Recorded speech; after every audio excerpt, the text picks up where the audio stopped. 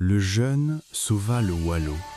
Au cœur du Waalo, il y a très longtemps, régnait un roi sage nommé Almani Touré. Son royaume vivait dans l'abondance. Les champs donnaient du mil en quantité, les troupeaux couvraient les plaines, et le peuple ne connaissait pas la faim. Mais le roi voyait un danger que d'autres ignoraient. Souvent, il convoquait ses sages et leur disait « Allez vers le peuple, rappelez-leur de partager. Dites-leur de ne pas jeter par la fenêtre ce que Dieu a porté jusqu'à leurs mains. » Les sages s'exécutèrent et parlèrent dans les mosquées, dans les marchés, dans les villages. Mais l'abondance rendit le peuple insouciant et arrogant. Il négligeait la nourriture, jetait le mil qui restait et riait même de ceux qui parlaient de reconnaissance envers Dieu. Puis, un jour, la pluie cessa. Au début, personne ne s'inquiéta. Mais les jours devinrent des semaines.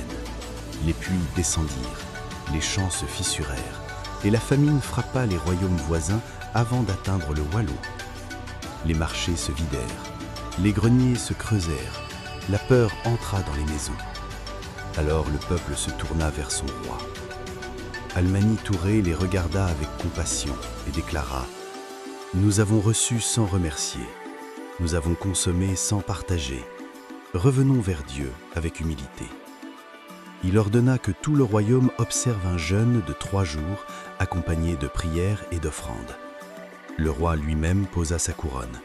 Il s'habilla simplement et il jeûna avec son peuple.